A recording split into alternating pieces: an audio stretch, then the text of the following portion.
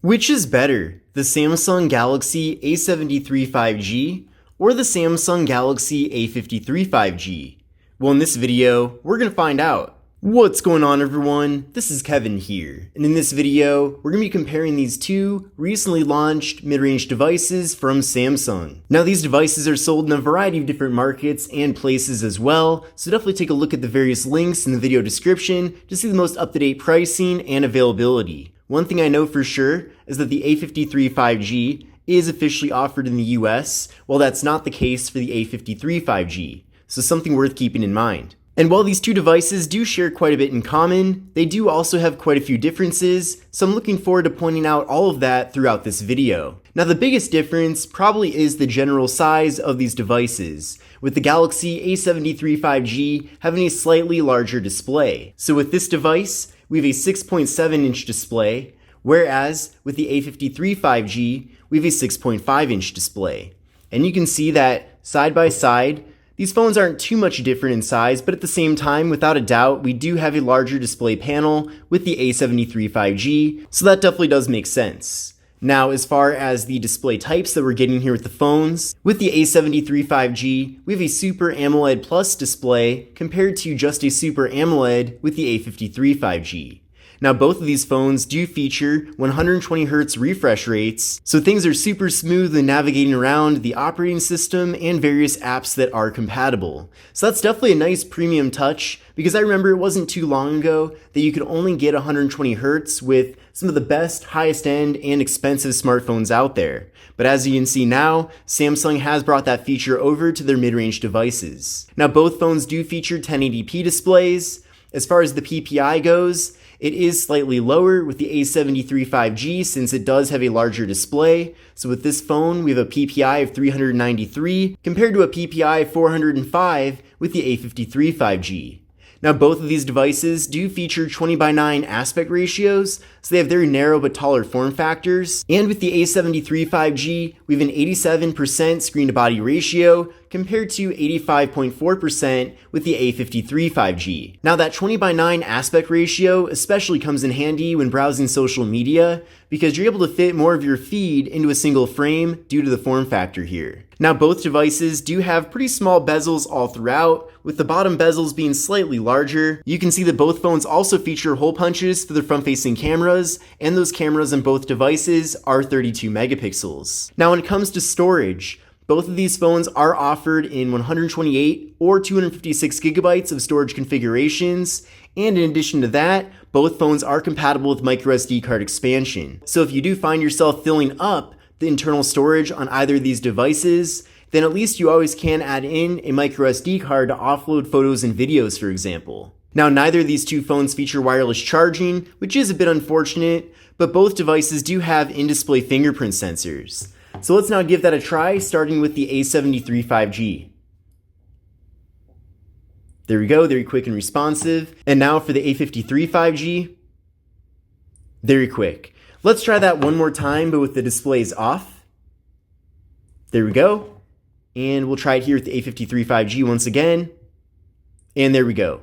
So I'm glad that not only do we have in-display fingerprint sensors, which are typically a more premium feature, but at the same time too, they are nice and responsive. So in general, I think Samsung did an excellent implementation here of that technology.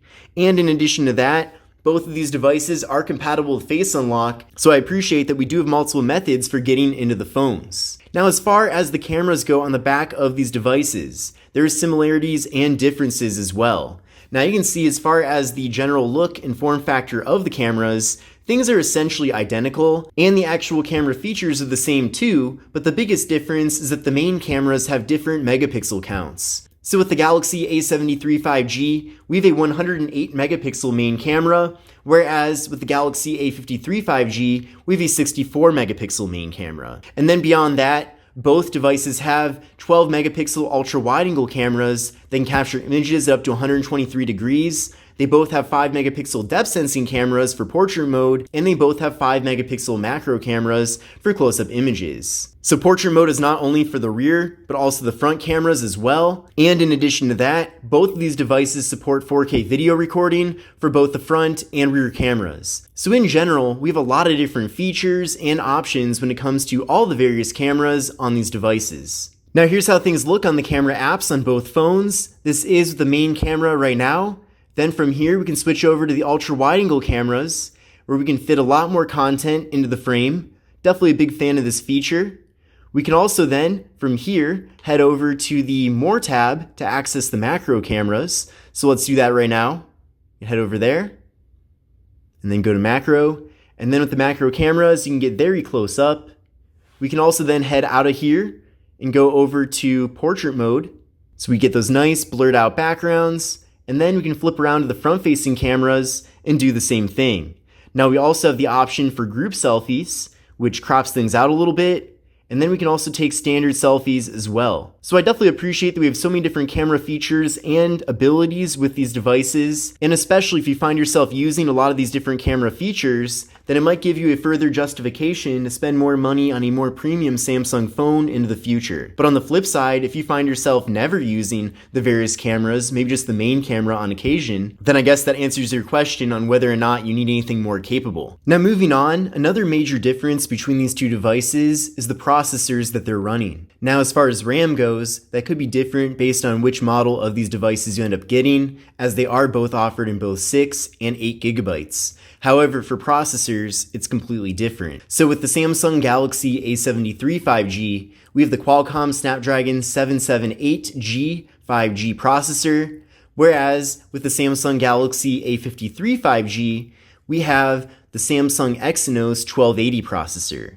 Now both of those processors, hence the names of the phones, are compatible with 5G connectivity, which is great because you can then connect to your carrier's latest and greatest network. But as far as the actual power of the processors go, I did do tests on Geekbench 5, and I'll show you the scores from those tests right now. But essentially, with the A73 5G, I got a single core score of 776 and a multi-core score of 2906.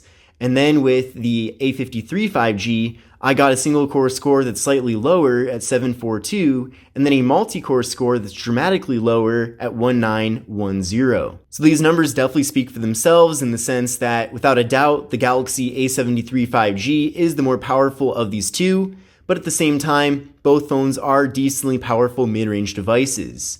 Now what I recommend doing is running this test on your current phone and then compare your scores to these scores to get a better idea of whether or not either of these two phones are actually going to be a performance upgrade for you.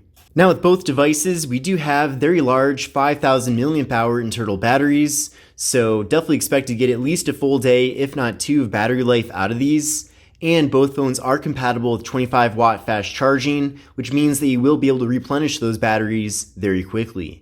And then when it comes to software, both phones feature Android 12 with Samsung's One UI 4.1. Now if you've used a Samsung phone anytime in the last several years, then the experience will definitely be very familiar to you. And what I like too about Samsung software is that they do add a lot of really nice features on top of Android. So it's not like they're just changing things just for the sake of changing them. They do add in genuinely useful features. Other similarities include stereo speakers. So we get audio coming out of both the main speakers in the bottom and then also the earpiece up top. That gives you a really immersive audio listening experience. Both phones feature IP67 dust and water resistance, which means that you can go underwater for up to 1 meter for up to 30 minutes. And both phones do support NFC, so you will be able to use these phones to make mobile contactless payments using tap and pay. I know for me at least, I really prefer not to take my wallet out of my pocket when making credit card transactions, just because it's very convenient just to be able to use your phone to make those payments. So unfortunately, it's not completely widespread where every Android smartphone has NFC, but for the ones that have it, I'm definitely glad to see that feature. But now that we've gone over a variety of different things about these two devices, let's now take a closer look at the hardware. Now I already talked quite a bit about the front panels on these devices. Of course, both phones do have hole punches to the front cameras, and then they also have slightly thicker bottom bezels, but in general, they have very large displays and very small bezels. So Samsung really couldn't have done a much better job with the design and also the choice of really excellent looking display panels on these phones.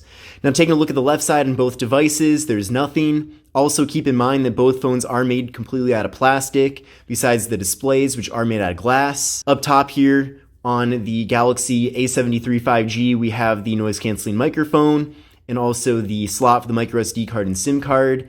And then with the Galaxy A53 5G, we just have the noise canceling microphone. Then on the right side of both phones, we have volume up, volume down, and the power buttons. And then on the bottom of both phones, we have the microphone, USB-C port for charging and data transfer, and the speaker. And then for the A53 5G, the slot for the microSD card and SIM card is located on the bottom of the phone. And then taking a look at the back of these devices, we essentially have an identical setup here with the camera modules and flash, and that's pretty much it. Now, I'm a big fan of these materials in the back of the phones. These phones do feature a matte finish, and I also like that they don't pick up any fingerprints. So in general, considering these phones are made completely out of plastic, I feel like Samsung has done the best that they could given those limitations. So both phones do feel of decent quality, and again, I really like that they do look a lot more premium than they necessarily are. So in conclusion, these are both excellent mid-range devices from Samsung. There are definitely some clear advantages to getting the A73 5G over the A53 5G, but at the same time, these phones still do share quite a bit in common, so I think they're both excellent choices. I guess it really comes down to which device you can find a better deal on, considering that they are both kind of in a similar segment of the market. But most importantly, I'm really curious to know what you think. Do you prefer the Samsung Galaxy A73 5G, or do you prefer the Samsung Galaxy A53 5G? Definitely let me know in the comment section below, but this is Kevin, and I will see you in the next video. Take care and have a great rest of your day.